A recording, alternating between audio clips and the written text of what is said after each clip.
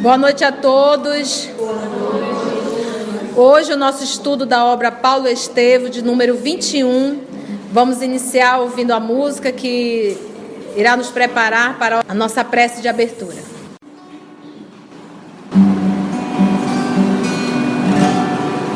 Essa canção é baseada na vida de Gesiel. Nós também vivemos isso.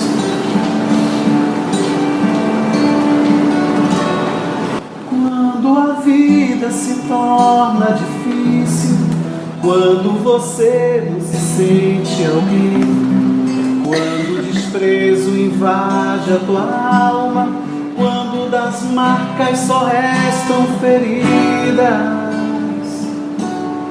quando o amor não é alcançado, quando o mundo te deixa de lado e o coração explode na dor, é hora de ter o Salvador.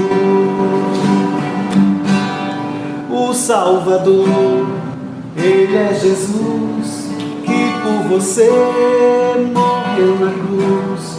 Tua vergonha e o teu desprezo Ele levou.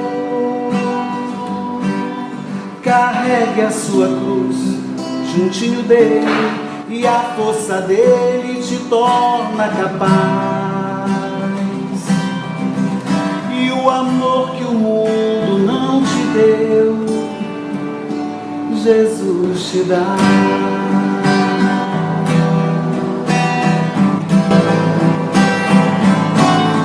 Quando a vida se torna difícil, quando você não se sente alguém, quando o desprezo invade a tua alma, quando das marcas só restam feridas, quando o amor não é alcançado, quando o mundo te deixa de lado e o coração explode no amor, é hora de ter o Salvador. O Salvador, Ele é Jesus, que por você morreu na cruz. Tua vergonha e o teu desprezo Ele levou. Carregue a sua cruz juntinho dele, e a força dele te torna capaz. E o amor que o mundo não te deu, Jesus te dá. E o amor que o mundo não te deu, Jesus te dá.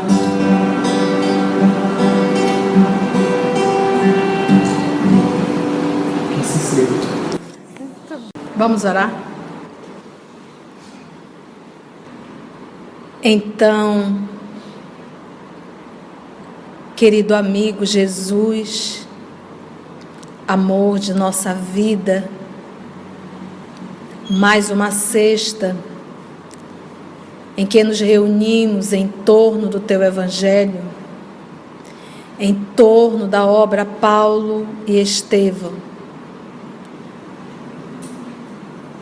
Gostaríamos muito, Senhor da vida, da Tua presença aqui entre nós, porque todos nós estamos reunidos em Teu nome.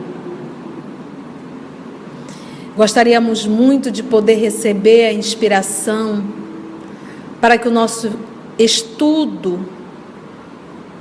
possa ser regado de muito amor, de muita inspiração de ordem divina.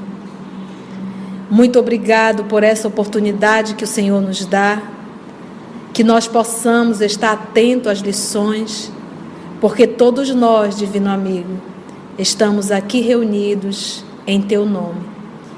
Que os nossos amigos espirituais que aqui já estão, se fazem presentes, possam nos ajudar na condução desse trabalho que é realizado em Teu nome, Senhor. Então vamos lá? Então vamos lá. Saulo de Tarso, finalizou o julgamento de Jesiel, de Estevão. Na arenga, quem ganhou, vamos dizer assim, foi Jesiel. Por quê? Porque dentro do judaísmo, se você falasse algo, você tinha que estar pautado no que estava escrito no Antigo Testamento. Então nós vamos observando que na fala de Jesiel, todo momento ele citava o Antigo Testamento e refutava.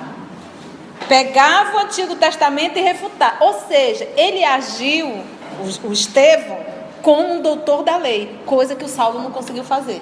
Ele não conseguia pegar o texto do Antigo Testamento, apresentar e refutar. Ele não conseguia. E toda a fala de Estevão foi pautada no Antigo Testamento. Está aqui, eu estou te mostrando e vou agora refutar. Vou te mostrar e vou refutar. Então a ira de Saulo de Tarso foi muito grande. O ódio dele de ter encontrado alguém superior à sua intelectualidade, porque ele era apontado realmente como o mais inteligente dentro do Sinédrio. Sucessor de Gamaliel. E ele percebeu que a plateia meio que estava admirando o Estevão, entendeu? Ele disse, pô, estou perdendo campo, né? Então ele encontrou, ele nesse momento transformou Estevão no seu maior inimigo. E o que ele quer fazer? Eliminar Estevão. Eu quero apagar alguém que aparentemente é maior que eu. Então agora o que ele está fazendo aqui? Ele quer iniciar uma perseguição aos cristãos. Para isso ele precisa da autorização de Roma, porque era Roma que administrava. Então no Sinédrio ele já conseguiu fazer o que ele queria, convenceu todos. Agora ele está indo com os representantes de César, dentro da província, para tentar pedir a autorização para iniciar a perseguição aos cristãos. Então, para ele chegar lá e invadir a casa do caminho, ele tinha que ter uma autorização. Ele não podia, quero invadir, não é assim. Então, ele tinha que ter autorização do Sinédrio, ele já teve. Agora ele está tentando aqui conquistar a autorização dos romanos, dos representantes de Roma. Vamos ver o que vai dar. Bora lá? Que Jesus nos conduza.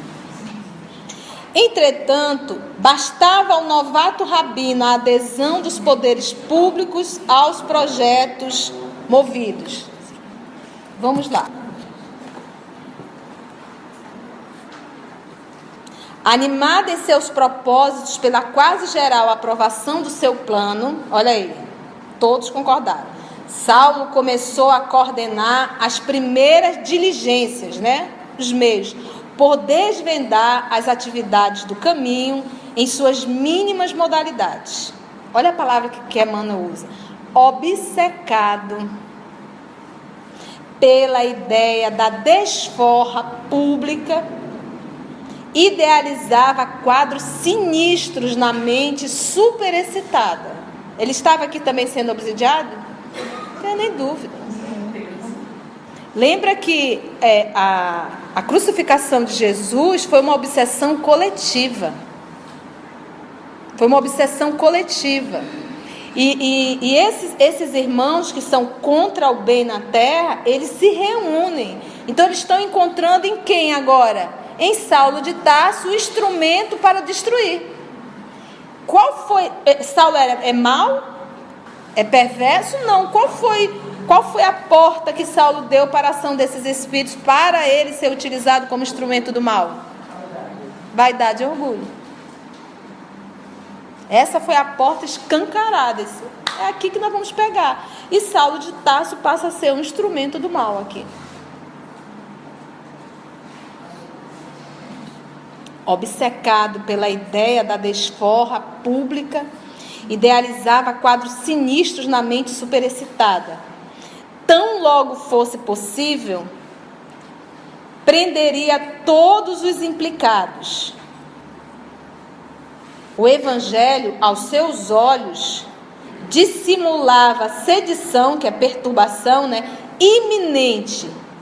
Apresentaria os conceitos oratórios de Estevão como senha da bandeira revolucionária, de maneira a despertar a repulsa dos companheiros menos vigilantes, habituados a pactuar com o mal. Olha, Emmanuel escreve muito bem. a pretexto de acomodatícia tolerância. Combinaria os textos da lei de Moisés e dos escritos sagrados, entendeu? Porque tudo que ele fosse falar, ele tinha que apresentar baseado em quê? Não, está aqui, estou baseado nesse texto aqui, que foi o que Estevão fez. Combinaria os textos da lei de Moisés e dos escritos sagrados para justificar que se deveria conduzir os desertores dos princípios da raça até a morte. Demonstraria a irrepreensibilidade da sua conduta inflexível. Tudo faria por conduzir Simão Pedro ao calabouço. Na sua opinião, devia ser ele, Simão Pedro, o autor intelectual da trama sutil que se vinha formando em torno da memória de um simples carpinteiro. No arrebatamento das ideias precipitadas, chegava a concluir, Saulo, que ninguém seria poupado nas suas decisões irrevogáveis. Eu vou matar logo todo mundo. Nesse dia singularizado, significativo, pela visita às autoridades em evidência, no intuito de as atrair à sua causa, outros fatos surpreendentes vieram agravar as preocupações que o assoberbavam. O que era? Oséias Marcos e Samuel Natan, dois compatriotas riquíssimos, detalhe, de Jerusalém, depois de ouvirem a defesa pessoal de Estevão no Sinédrio, impressionados com a eloquência e justeza dos conceitos do orador, distribuíram com os filhos a parte da herança cabível a cada um e doaram ao caminho o restante de seus haveres. Para isso, procuraram Simão Pedro, beijando-lhe as mãos calejadas no trabalho, depois de lhe ouvirem a palavra acerca de Jesus Cristo. Então isso deixou Saulo com mais raiva ainda. Pegou 2 adeptos do judaísmo, riquíssimos, que isso pesava, e esses 2 se converteram ao cristianismo. Ele diz, ou seja, eu vou ter que acabar com isso mesmo. Ter que acabar com esse cristianismo, senão daqui a pouco não tem mais adepto. A notícia ecoou nos círculos farisaicos com características de verdadeiro escândalo. Saulo de Tarso teve conhecimento do fato de imediato, aferindo, que é de medir, medindo o abalo geral que a atitude de Estevão provocara. A defecção, essa deserção, a deserção dos 2 correligionários, que são os seguidores da religião, bandeando-se para os galileus, causou-lhe profundo sentimento de revolta. Falava-se mais que Osés e Samuel, entregando ao caminho, porque a palavra cristão não existia nessa época ainda, eles chamavam os seguidores de Jesus, seguidores do caminho. Não sei por que caminho, mas... Osés e Samuel, entregando-se ao caminho, a totalidade de seus bens, haviam declarado, entre lágrimas, que aceitavam Cristo como o Messias prometido, que todos os judeus aguardavam. Os comentários dos amigos a respeito instigavam, induziam, as mais fortes represálias. Aí como ficou com raiva mesmo. Designado pelas caprichosas correntes populares como o mais jovem defensor da lei, sentia-se compelido, cada vez mais, a revelar o seu ascendente nesse posto que considerava sagrado. Na defesa do seu mandato, por isso mesmo, desprezaria todas as considerações tendentes a infirmar-lhe o rigorismo, em que presumia um divino dever. Saulo de Tarso está aproveitando bem os seus talentos?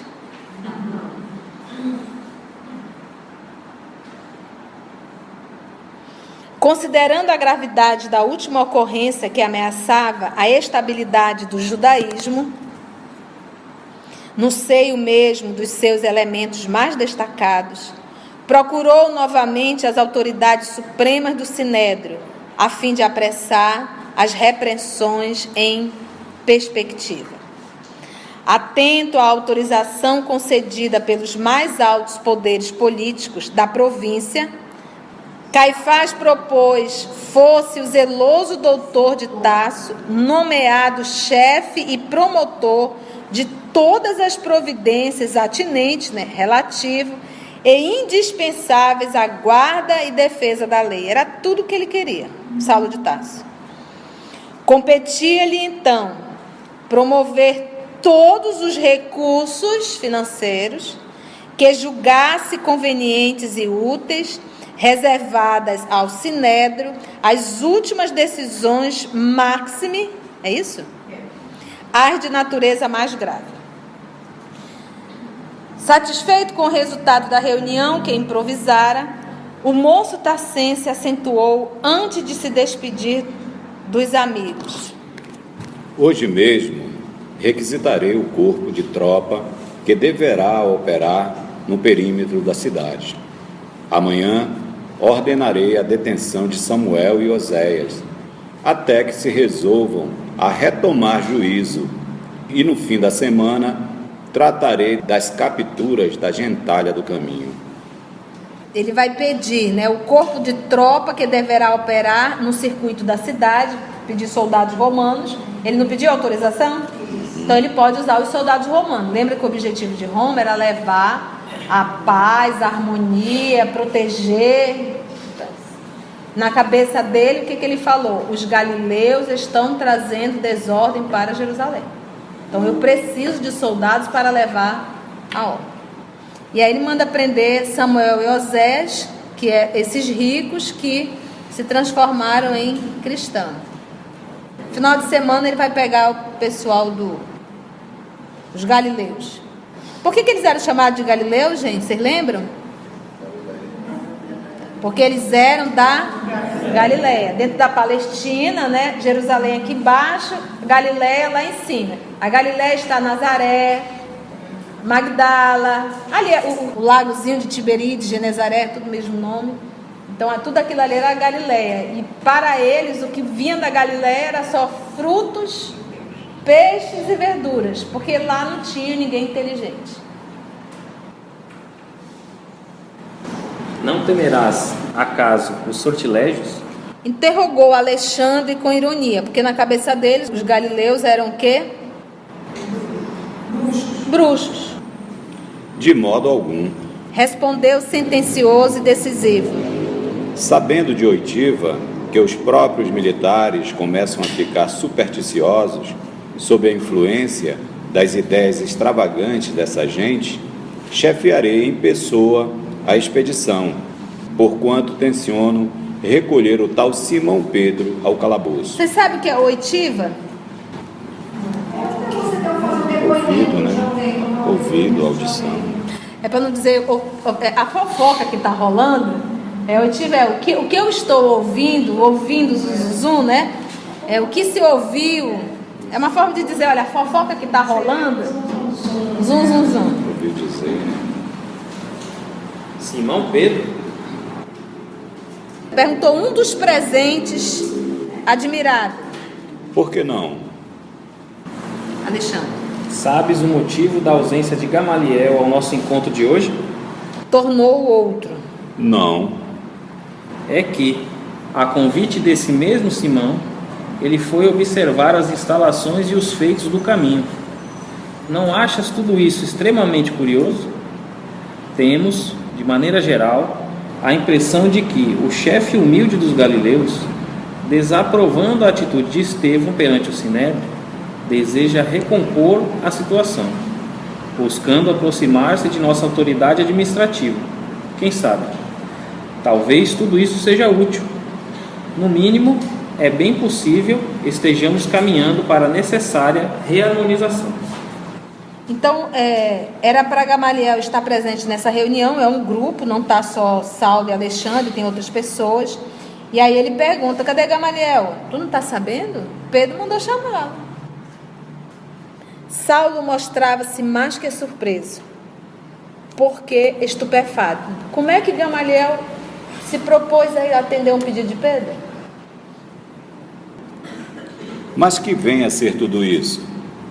Gamaliel visitando o caminho? Chego a duvidar da sua integridade mental. Sabemos Interveio Alexandre. que o mestre sempre pautou seus atos e pensamentos com a máxima correção. Era justo se negasse a tal convite em consideração a nós outros. Entretanto, se tal não fez, é igualmente preciso não desacatemos a deliberação tomada, certo? Com a nobreza de objetivos que sempre o inspirou. De acordo. Disse Saulo contrafeito. Entretanto, apesar da amizade e gratidão que lhe consagro, nem mesmo Gamaliel poderá modificar minhas resoluções. É possível que Simão Pedro se justifique, saindo ileso das provas a que será submetido, mas, seja como for, terá de ser conduzido ao cárcere para as necessárias inquirições. Desconfio da sua aparente humildade. Com que fim se abalançaria ele a deixar suas redes para avorar-se em benfeitor gracioso dos pobres de Jerusalém? Vejo em tudo isso propósitos de sedição. Tumulto, tá, gente? Revolta, motim. Que não deve andar muito longe. Os mais humildes e ignorantes caminham à frente dos perigos. Os senhores da destruição aparecem depois. Eu não sei por que Pedro decidiu ficar em Jerusalém, para fazer a casa do caminho em Jerusalém, né? Porque era um lugar, poxa, onde Jesus foi assassinado. É como se fosse assim, olha, eu quero ficar no meio do fogo mesmo. Porque ele poderia ter voltado para Galileia, ter feito a casa do caminho lá e não está dando esse rebuliço todo. Mas ele ficou em Jerusalém, ele ficou na capital. A palestra animou-se ainda há algum tempo em torno da expectativa geral dos acontecimentos que se aproximavam, até que Saulo se despediu e voltou para casa, disposto a assentar os últimos detalhes do seu plano. A prisão de Estevão tivera, na igreja modesta do caminho, ampla repercussão, despertando justificados receios aos apóstolos da Galileia. Pedro recebera a notícia com profunda tristeza. Encontrara no rapaz de Corinto um auxiliar devotado e um irmão. Além disso, pela nobreza de suas qualidades afetivas, Estevão se tornara uma figura central a focalizar todas as atenções. E nenhum discípulo ficou enciumado por isso. Para a sua fronte, inspirada, convergiam numerosos problemas, em cuja solução o ex-pescador de Cafarnaum não mais dispensava a sua prestigiosa cooperação.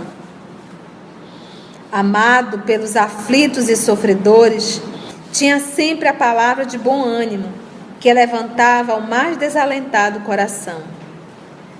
Pedro e João preocuparam-se mais por amor que por quaisquer outras considerações. Então, olha, não é só o trabalhador, é porque nós amamos Estevão. Entretanto, Tiago, filho de Alfeu, esse Tiago é quem? Muito bem. Irmão do Levi. Irmão do Levi, que é o Mateus. Então vamos lá. Tiago, filho do Alfeu, não conseguia disfarçar seu desgosto em face da conduta desassombrada do irmão de fé, que não hesitara em afrontar os poderes farisaicos dos senhores da situação. Na opinião dele, Estevão andara errado, Tiago, no capítulo das exortações.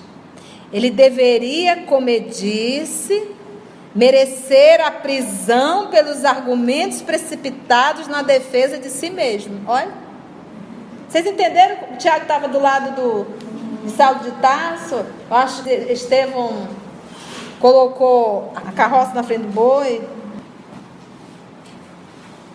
Fermentara-se a discussão, porque Jesus dizia que nós deveríamos fugir dos fermentos. Mas Estevão em nenhum momento estava tendo uma discussão com Saulo de Tarso de ordem pessoal. O que Gesiel e Estevão estavam fazendo era esclarecendo sobre o Messias. Não era pessoal, porque o fermento da discórdia, duas pessoas discutindo, defendendo um ponto de vista. Tanto é que ele calou. Na hora que Paulo, na casa do caminho, começou a vir com uma discussão de ponto de vista, ele disse: olha, o nosso Senhor diz que nós devemos fugir das contendas, das discussões inúteis. Então ele fala aqui do fermento, ou seja, está citando Jesus. Pedro fazia-lhe sentir a oportunidade da ocorrência, para que se revelasse a liberdade do Evangelho, e reforçava os argumentos com a lógica dos fatos. A resolução de Osés e Samuel, entregando-se ao Cristo, era invocada para justificar o êxito espiritual do caminho. Toda a cidade comentava os acontecimentos. Muitos se aproximavam da igreja com sincero desejo de melhor conhecer o Cristo. E isso devia significar a vitória da causa. Tiago, no entanto, não se deixava vencer pelos mais fortes raciocínios. A discórdia tomava corpo, mas Simão e o filho de Zebedeu, quem é o filho de Zebedeu? João Evangelista. Sobrepunham a tudo os interesses da mensagem de Jesus. O mestre afirmara-se emissário para todos os desalentados e doentes. E estes já conheciam a igreja humilde de Jerusalém, iluminando-se com a palavra de vida e de verdade. Os enfermos, os desiludidos da sorte, os desprotegidos do mundo, os tristes iam-lhe ao encontro para o esclarecimento consolador. Era de ver-se como se rejubilavam na dor, quando se lhes falava da claridade eterna da ressurreição. Velhinhos trêmulos abriam os olhos desmesuradamente, como se contemplasse novos horizontes de imprevistas esperanças. Criaturas cansadas da luta terrestre sorriam venturosas, quando, em ouvindo a boa nova, compreendiam que a existência amargurada não era tudo. Porque um dos maiores consolos do cristianismo era a vida após a morte. Era a continuidade. É por isso que os cristãos não tinham medo. Eles entravam na arena e se entregavam aos leões. Porque eles não tinham a mínima dúvida sobre a existência e a sobrevivência da alma. O Novo Testamento tem muita informação sobre Estevão.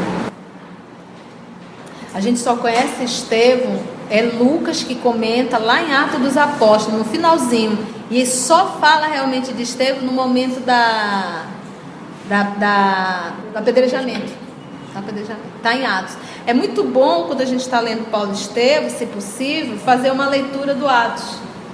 Porque ali tudo que nós sabemos sobre Paulo de Tarso e Estevão está em Atos dos Apóstolos.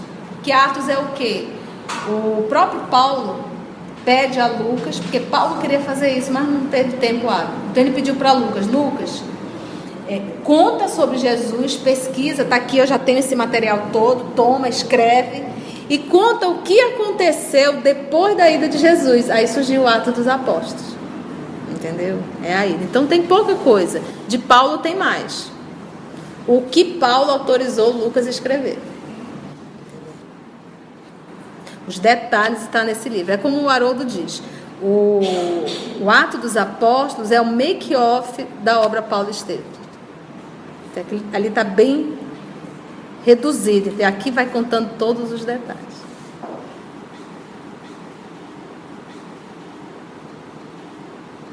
Pedro observara os sofredores que Jesus tanto amara e experimentava novas forças. Ciente da atitude nobre de Gamaliel ante as acusações do doutor de Tarso, e crente de que só ela evitara o apedrejamento imediato de Estevão, concebeu o projeto de convidá-lo, a Gamaliel, a visitar as instalações toscas da Igreja do Caminho, exposta aos companheiros. A ideia foi unanimemente aprovada.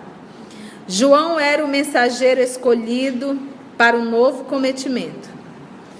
Gamaliel não só recebeu cavalheirescamente o emissário, como também demonstrou grande interesse pelo convite, aceitando com a generosidade que ele exornava, ornamentava, enfeitava, a velhice veneranda. Entabuladas, estabelecidas as combinações, o sábio rabino Gamaliel, professor e doutor de Saulo de Tarso, deu entrada na casa pobre dos galileus, que o receberam com infinita alegria. Simão Pedro, profundamente respeitoso, explicou-lhe as finalidades da instituição, esclareceu relativamente aos feitos verificados e falou do conforto dispensado aos que se encontravam em abandono. Carinhosamente, ofereceu-lhe uma cópia em pergaminho, pele do cordeiro, de todas as anotações de Mateus sobre a personalidade do Cristo e seus gloriosos ensinamentos. Aí pronto, a gente lê isso aqui, a gente, que legal. Gente, nós estamos em que ano? E o que ele acabou de dar em pergaminho para o...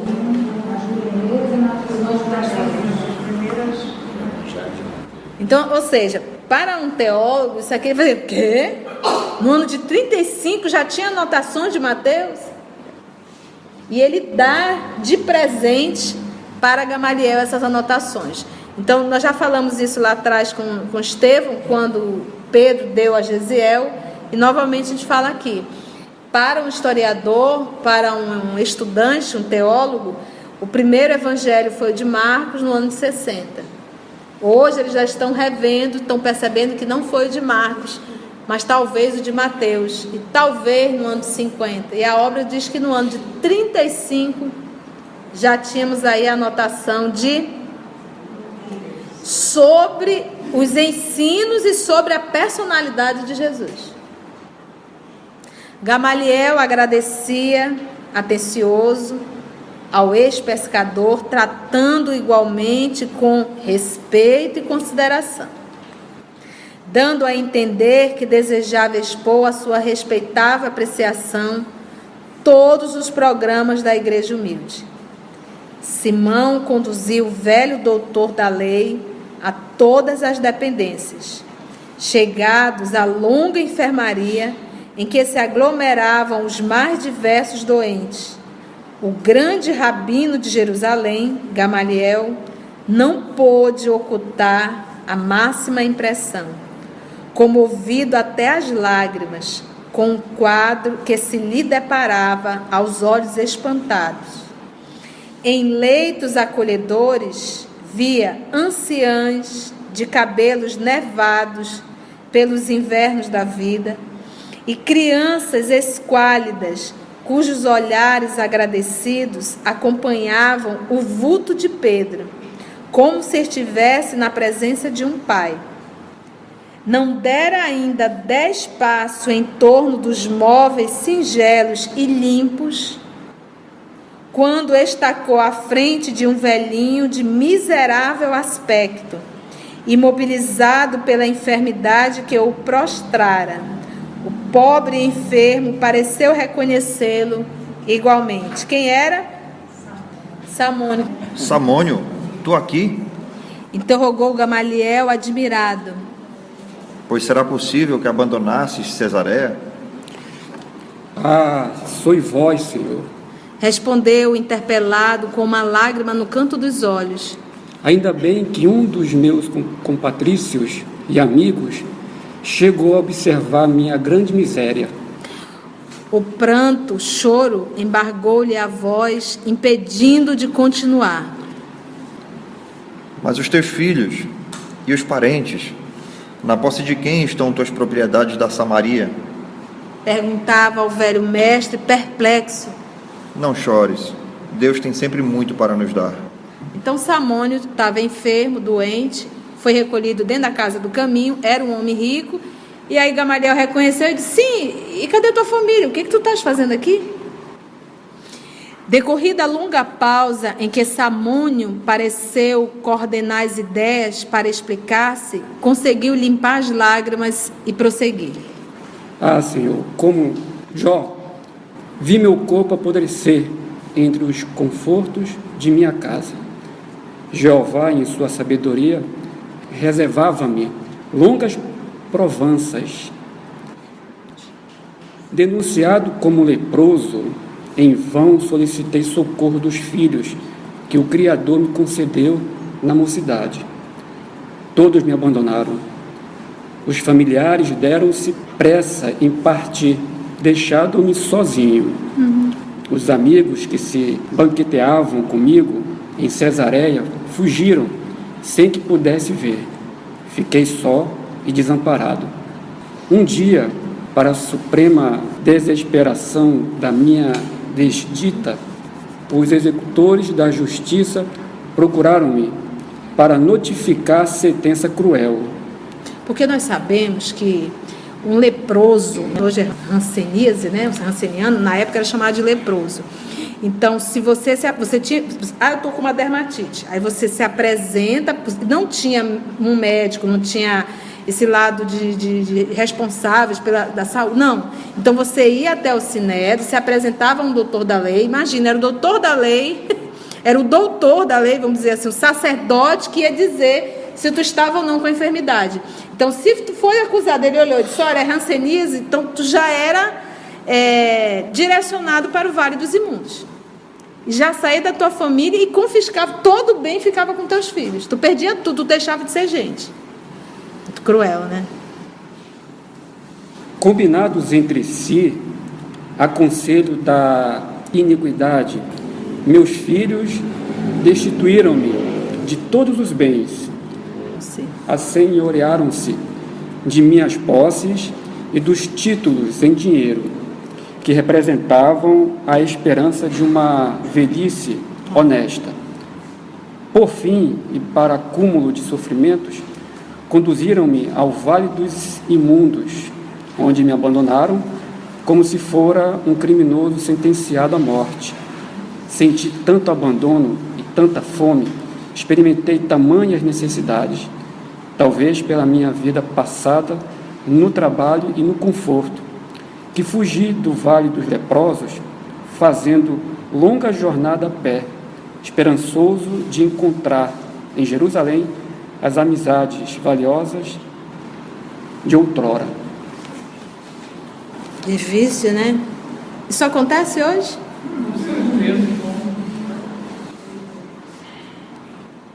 É muito comum filhos abandonarem os pais nos momentos que eles necessitam. Muito comum. Vamos parar aí, gente. Comentários. O diálogo é longo. Ah, Senhor, como Jó é uma parábola que está lá no Antigo Testamento. Essa parábola não diz, é um conto. Diz o quê? Olha, Jó é fiel a Deus.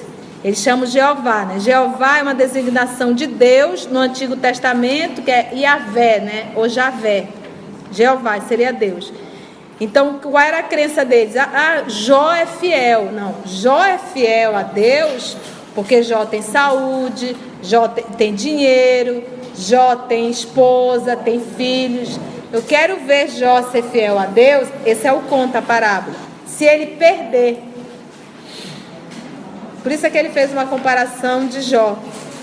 Aí Jó, morreu as filhas e a esposa. Jó perdeu todo o dinheiro.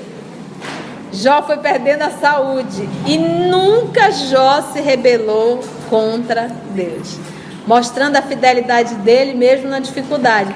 Por isso que o nosso Samônio fez essa comparação, quando ele disse: ah, Senhor, como Jó vi meu corpo apodrecer entre os confortos de minha casa. Então, você vê assim, Jó é a resignação em pessoa. E nunca se rebelou contra Deus. E aí vamos ver como é que vai dar essa continuidade. Agradecidos te somos, Senhor da vida, por essa oportunidade que o Senhor nos dá de estarmos todos aqui reunidos em Teu nome, encarnados e desencarnados, estudando um tanto mais sobre a obra Paulo Estevam. Que tudo que foi ensinado, tudo que foi lido, tudo que foi feito uma reflexão, nessas 2 horas de estudo, Senhor, desde o Evangelho até a obra Paulo Estevam, que todo esse material possa fazer parte da nossa reflexão no dia a dia e que nós possamos, nesse movimento de mudança, nos desafiar e nos tornarmos pessoas melhores, porque afinal esse é o nosso maior tesouro. Que possamos ser dignos e de certa forma honrar com o compromisso da reencarnação, sendo fiel a Deus, proporcionando a nossa reforma moral, nos tornando um ser humano melhor. Muito obrigado, amor querido, e muito obrigado a todos vocês, amigos espirituais, pela assistência, pelo amparo e pelo auxílio. E foi em Teu nome, Senhor, que nós realizamos todo esse trabalho. Muito obrigado.